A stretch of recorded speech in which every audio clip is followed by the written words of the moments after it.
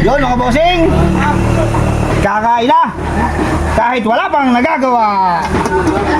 Inatanaw ko ay ang sinangags dugo. Paborito ni paring Adora Ray.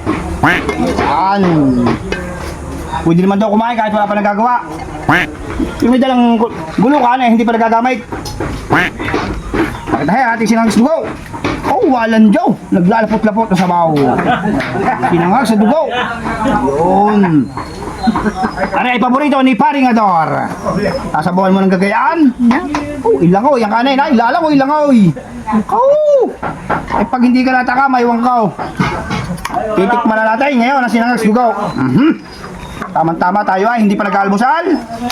Anong oras na? 8:30.